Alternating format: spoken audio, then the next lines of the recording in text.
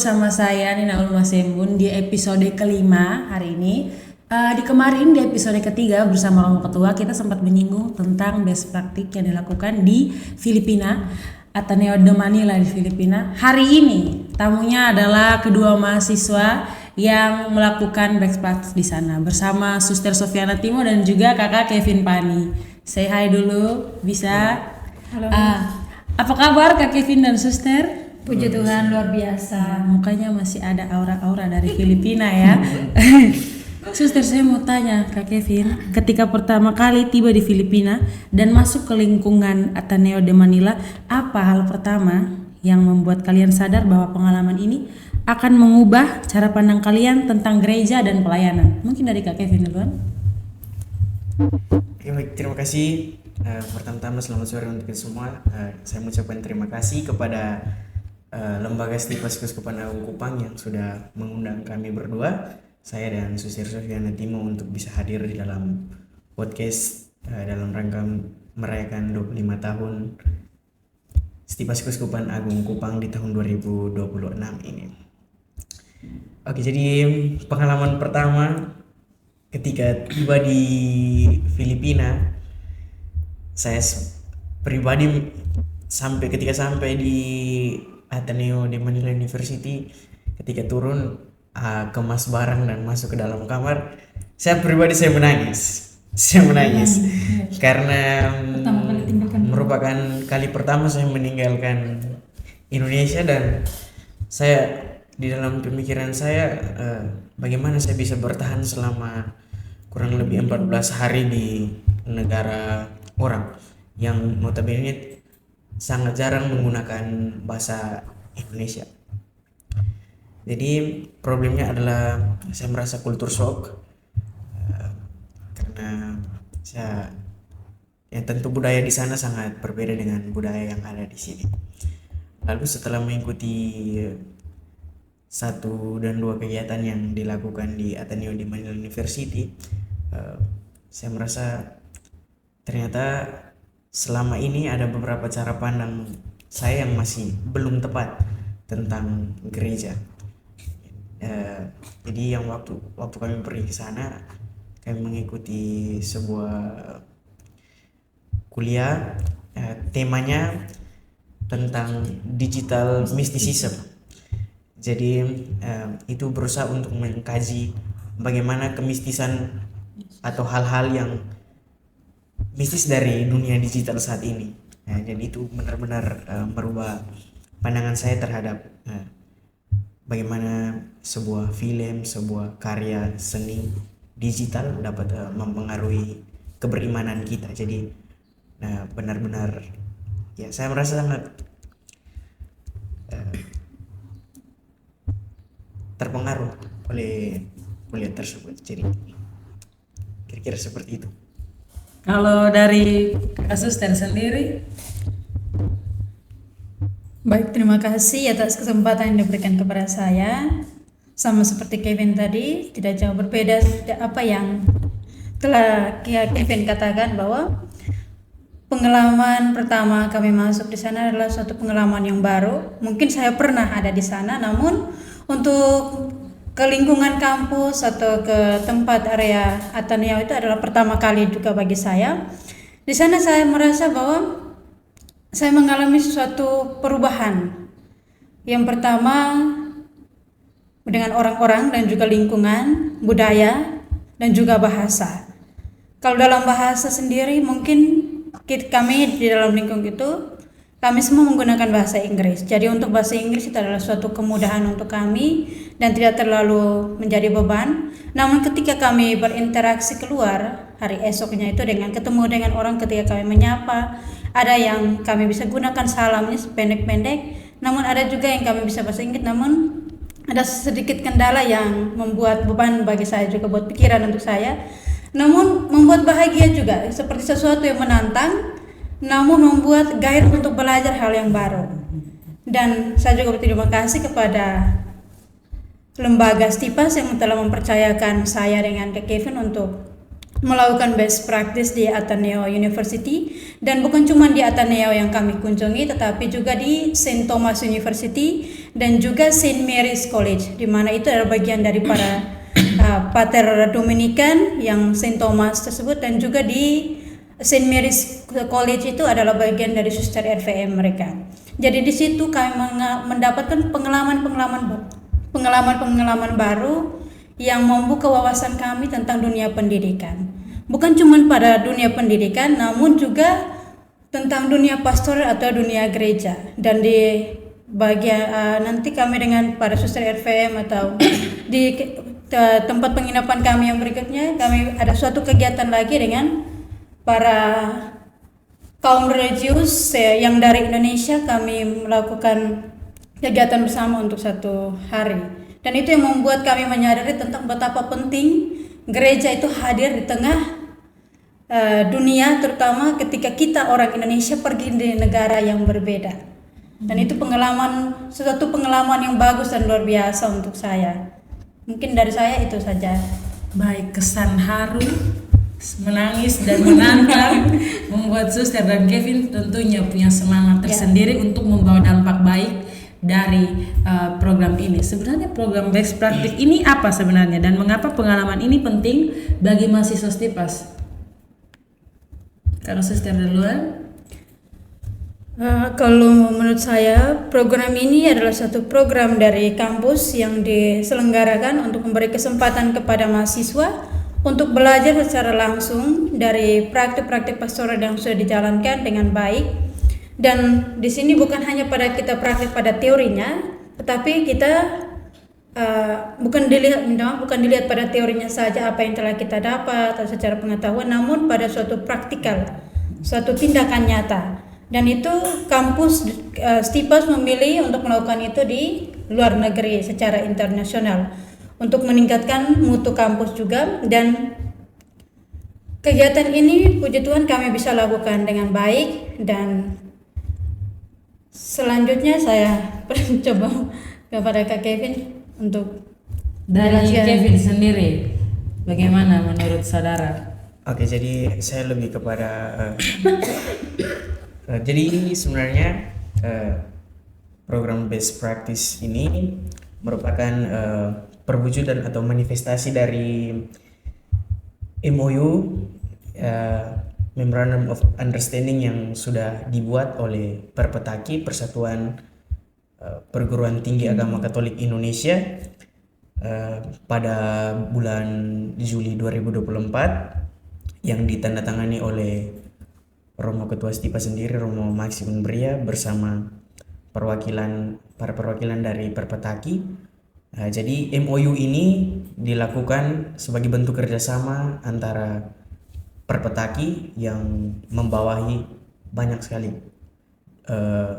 perguruan tinggi agama Katolik yang ada di Indonesia. Kita bisa sebut Stipas-Stipas yang ada di Indonesia, STP, Sekolah Tinggi Pastoral yang berada di Indonesia. Dan Memorandum of Understanding ini ditandatangani dengan 2 lembaga yang ada di Filipina, yaitu yang pertama Ateneo de Manila University, dan ada satu bagian tersendiri dari Ateneo de Manila University, yaitu EAPI atau East Asian Pastoral Institute, tempat kami tinggal sewaktu kami berada di Ateneo de Manila. Itu berada dalam satu kompleks yang ada di Ateneo de Manila University tersebut. Kira-kira seperti itu. Ya, jadi Suster dan Kevin di sana beberapa hari, berapa minggu, Suster? Kami dari tanggal 1 sampai tanggal 15 sampai ke Indonesia. Sekitar hampir semingguan lebih, hampir 2 minggu ya, berarti 2 minggu. Walaupun hanya beberapa minggu, apa budaya akademik di Ateneo yang paling berbeda dibandingkan pengalaman kuliah yang biasa kalian jalani di sini? Berkaitan dengan budaya akademik, sebenarnya kalau kita melihat semangat belajar dan atmosfer akademik yang ada di Ateneo de Manila University tentu jelas berbeda dengan yang ada di kampus kita.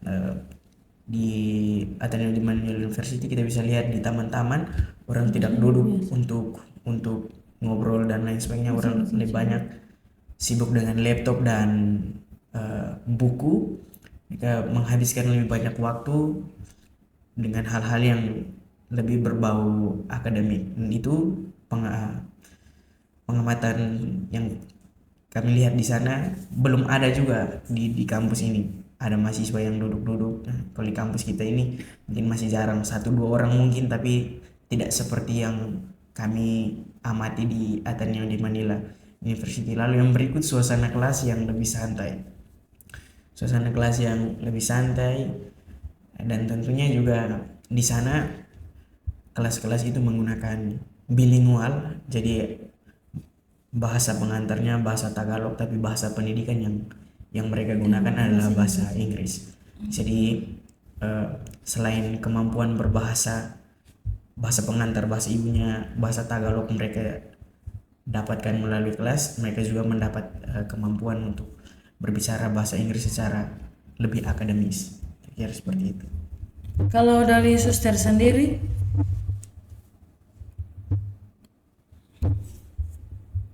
Kalau dari saya, yang saya lihat beberapa minggu atau beberapa kali yang kami kunjungi di Ateneo, saya lihat bahwa dalam akademik, pertama untuk disiplinnya sangat tinggi, dan secara mahasiswa mereka lebih bebas untuk belajar. Tapi maksudnya karena di sana adalah suasana kampus yang sangat besar, jadi mereka untuk contohnya mau pergi ke prodi yang satu atau apa, mereka selalu menggunakan kendaraan. Ada kendaraan yang mengantar mereka untuk jalan lanjut. Jadi sangat berbeda dengan kita yang dalam kampus yang kecil atau yang perguruan tinggi. Mereka kan universitas, jadi lebih internasional. Jadi mereka kan kerjasamanya itu lebih pada dengan seluruh luar negeri. Mereka tidak hanya dalam negeri, namun mereka melatih anak-anak itu setelah tamat dari kampus university, mereka bisa mengembangkan apa yang telah mereka pelajari, bukan cuma dalam negeri tapi bisa bersaing global di internasional. Dan juga contohnya dalam hal yang kecil yang saya temukan di sana secara akademik, yaitu contohnya kita menggunakan ID card di mana sudah mereka masuk. Contohnya mereka mau absen atau apa, mereka selalu menggunakan ID card mereka. Jadi tidak free seorang dari luar akan masuk. Jadi ketika mereka menunjukkan ID card, berarti di situ mereka masuk, berarti mereka sah mahasiswa di situ. Jadi aman, terkendali oleh apapun. Jadi tanpa ID card mereka tidak izinkan. Dan pada waktu itu kami juga ingin masuk ke kampus itu, mereka tanya apakah sudah membuat appointment terlebih dahulu. Jadi Romo katakan sudah. Jadi kami diizinkan masuk karena pertama kami juga tidak menggunakan ID card. Jadi situ kami melalui security yang mengantar kami jalan masuk, dan kami ketemu lagi dengan mereka punya pemimpin. Dan secara akademik mereka lebih maju, sangat maju dari kita. Dan mungkin karena kami tidak terlalu banyak ada kesempatan untuk mengobrol dengan mahasiswa atau terjun langsung pada ruang kelas, kami hanya seperti evaluasi, terus melihat, mengamati. Jadi itu yang kami sempat amati, yang kami temukan. Baik, dengan lingkungan belajar dan lingkungan pendidikan secara universal dalam artian luas, tentu saja suster soal keamanan, soal ID card itu perlu dan beda sekali dengan kita di sini. Dan apakah menurut suster dan Kak Kevin, adakah pendekatan pastoral atau cara gereja hadir di lingkungan kampus? Di lingkungan-lingkungan seperti itu kan jarang ya suster, tentang pendekatan pastoral atau pendekatan gereja yang menurut kalian sangat relevan untuk konteks kaum muda sekarang. Maksudnya penggunaan pendekatan pastoral yang relevan dengan anak-anak muda zaman sekarang. Oke, pertama untuk menjawab pertanyaan ini kita harus lihat bahwa konteks latar belakang di negara Filipina merupakan sebuah negara Katolik. Jadi satu hal yang membuat saya merasa terkejut adalah bahwa di salah satu mall di Filipina, kalau saya tidak salah namanya Mall Araneta, di lantai paling atas di Araneta Mall itu ada sebuah gereja. ada sebuah gereja di dalam mall. Ini merupakan bagi kita yang ada di Indonesia, jarang sekali kita mau melihat mall yang berada di gereja yang berada di bangunan lain, bangunan yang tergabung bersama bangunan-bangunan lain. Yang kita tahu, apalagi kita di NTT ya, gereja ya bangunan Gereja, sendiri, ya. dia sendiri tidak boleh gabung dengan yang lain-lain. Apalagi pusat perbelanjaan. Apalagi ya. pusat perbelanjaan. Nah, jadi itu. Tapi yang terjadi di sana Manila adalah seperti demikian. Lalu di Ateneo sendiri ada beberapa gereja yang berada di dalam situ. Ada satu gereja yang lebih besar, itu dia berada di samping lapangan di dalam kompleks Ateneo di Manila University. Dan waktu itu kami pergi kalau tidak salah 2 hari sebelum Rabu Abu. Jadi pada saat Rabu Abu kami lihat banyak sekali anak muda mahasiswa kampus yang benar-benar datang terlibat langsung dalam misa Ash Wednesday waktu itu, Rabu Abu di sana.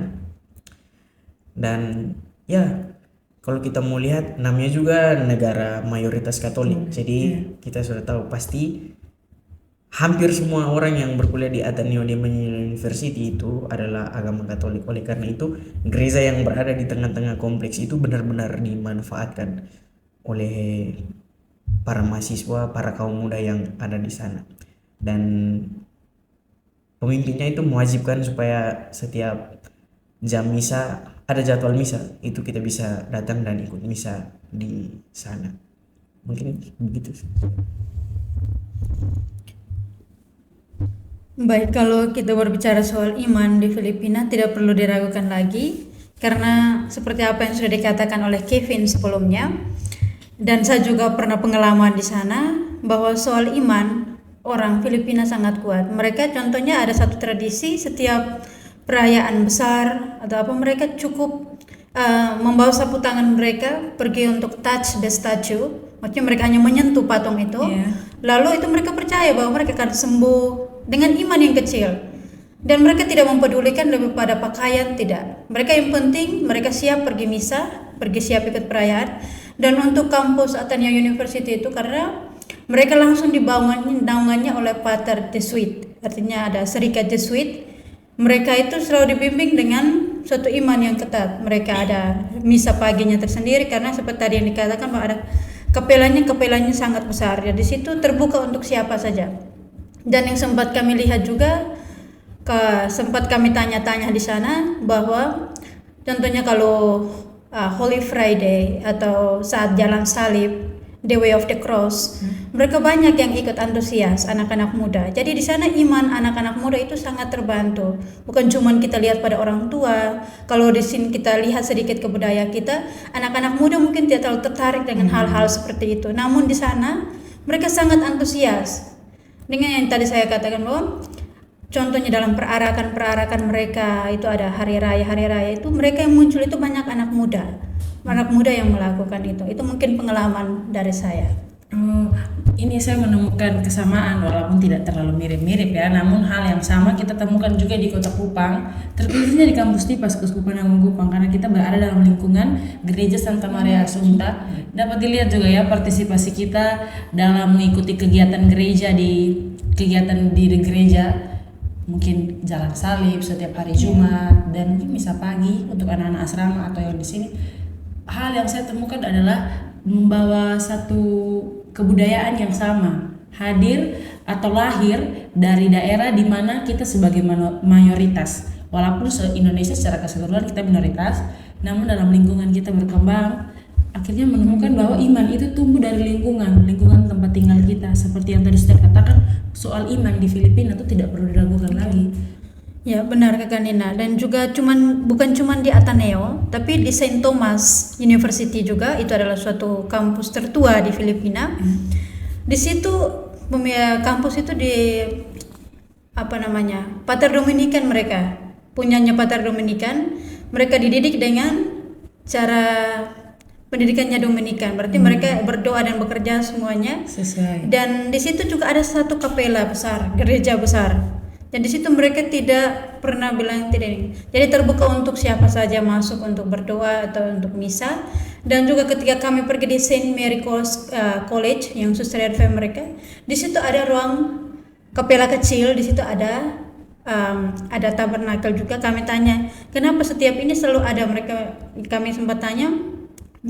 Suster menjawab bahwa di situ untuk ketika para mahasiswa rasa boring atau banyak masalah dalam hidup mereka atau kendala dalam pendidikan atau akademik, mereka bisa masuk dan bersantai di dalam, bercerita atau menceringkan pengalaman-pengalaman mereka dengan Tuhan. Jadi situ kami pikir ya, coba di kampus kita juga kita buat sesuatu di mana ada tempat kita bisa gitu.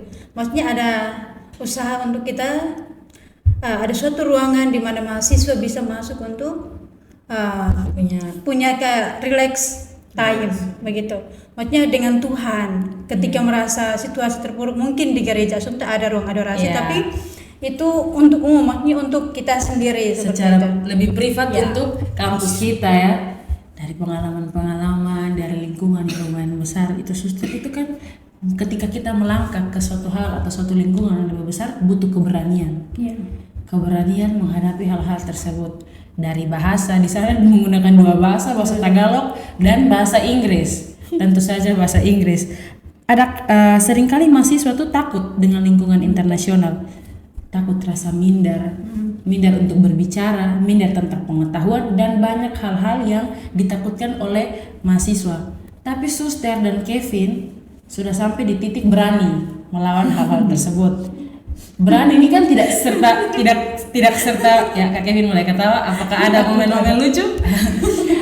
Kan pasti tentu saja berani kan tidak serta merta langsung kita berani untuk menghadapi hal-hal tersebut. Pasti ada uji coba, pasti ada kendala-kendala.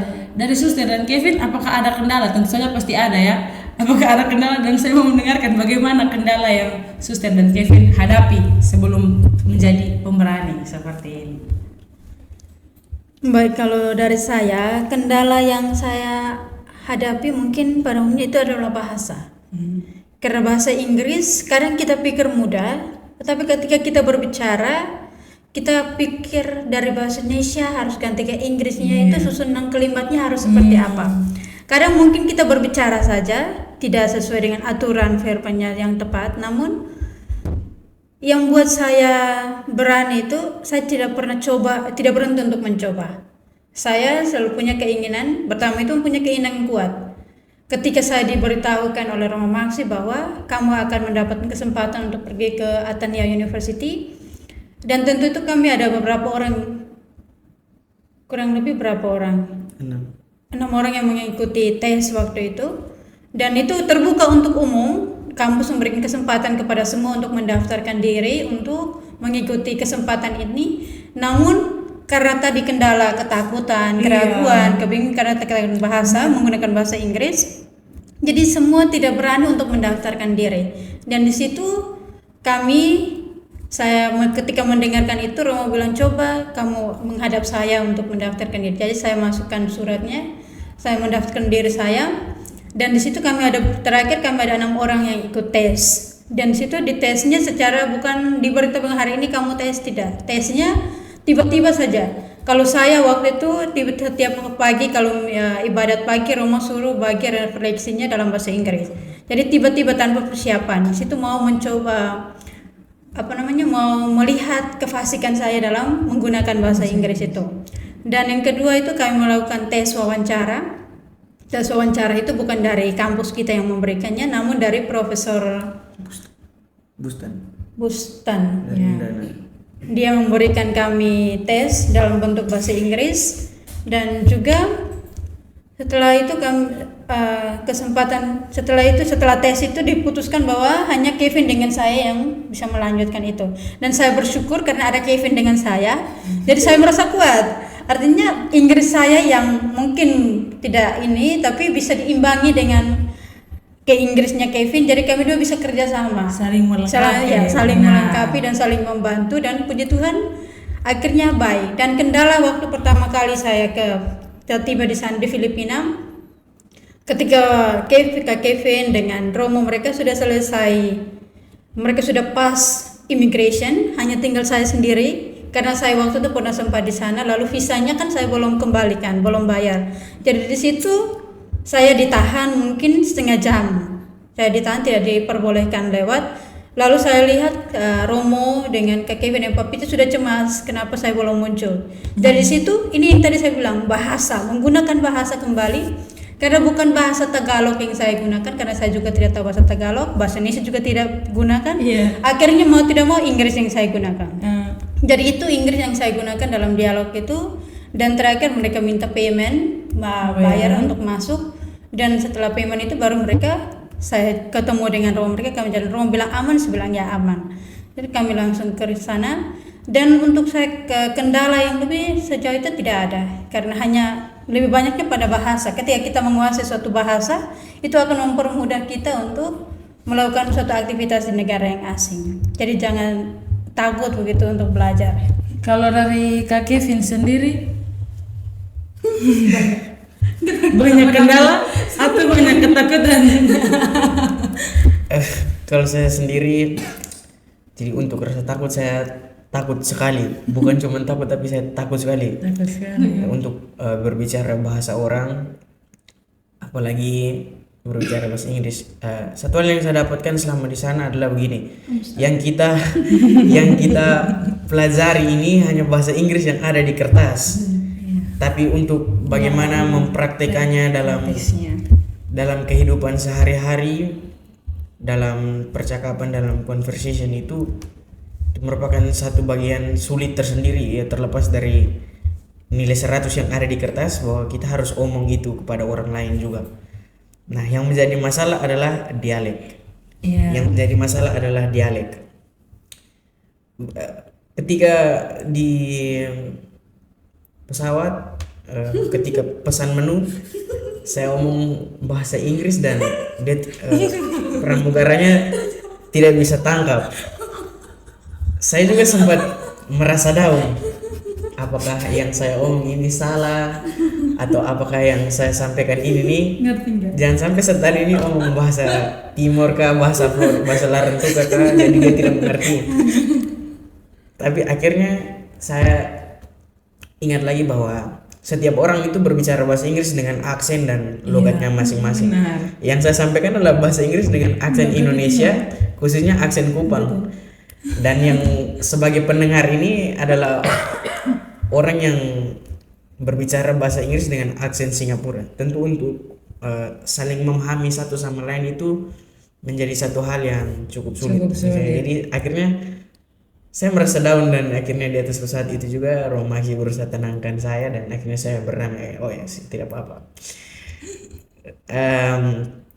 Berbicara tentang ketakutan ini juga, saya dalam ini saya juga mau honorable mention untuk teman-teman saya yang sudah berani mendaftarkan diri bersama saya dan Suster dari tingkat sekarang semester 8 ada Kakak Kelita, lalu di semester 6 itu ada Riani dan Vera. Ya, ini teman-teman yang juga sudah mendaftarkan diri. Saya juga sempat shock pada awal, saya sendiri yang laki-laki, saya lihat Torik karena semua perempuan semua. Saya sempat hubungi salah satu teman Kletus untuk sama-sama, tapi dia bilang kau nanti saya sampai di sana soal membahas ini kira-kira. Dan akhirnya saya sendiri yang pergi. Jadi itu sih untuk berkaitan dengan bahasa kita bisa lihat dia di satu sisi dia bisa jadi jembatan, di satu sisi dia bisa jadi tembok yang tinggi untuk memisahkan kita. Iya, gitu. Sama seperti bahasa Indonesia menurut saya, pandangan saya. Ketika kita berada di Pulau Timur, daratan Timur, kita berbicara dengan orang-orang di Pulau Jawa kan dialek kita berbeda. Sama juga dengan bahasa Inggris yang luas kan. Orang punya dialek ditambah lagi dengan bahasa slang dan selainnya itu kan lumayan susah. Dan mungkin Kevin sangat susah. Itu belum sampai di Manila dia grogi dalam pesawat tuh karena betul-betul ini mau pikir ini menu jadi saya makan atau tidak di atas pesawat. Kalau ditanya bilang, kalau dipanggil kuya atau apa tuh,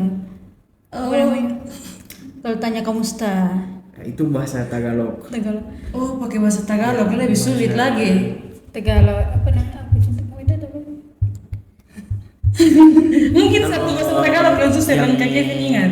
Yang laki-laki biasanya dipanggil kuya, kalau yang perempuan dipanggil Ate. ate. Oh, kuya dan ate. Jadi Seperti itu ya. sampai hari ini saya panggil suster nih ate. Oh, Suster panggil saya kuya. Bilang Masih selamat. terbawa. Mereka kan kalau terima kasih bilang selamat. Jadi ketika Kevin ingat tiba di sana dengar kata selamat, dia bilang terima kasih. Tidak, dia bukan terima kasih, selamat pagi. Padahal selamat itu artinya terima kasih untuk mereka. Oh, jadi selamat artinya terima kasih dalam bahasa Filipina ya. Contohnya kalau mereka bilang mahal kita, itu bilang aku cinta kamu. Ada Jadi beberapa kita bilang selamat. kita bilang Terima kasih selamat, tuh kalau orang. terima kasih ya bisa. Oh, seperti itu. Bahasanya mirip-mirip, tapi Tapi- artinya jauh, lumayan jauh ya.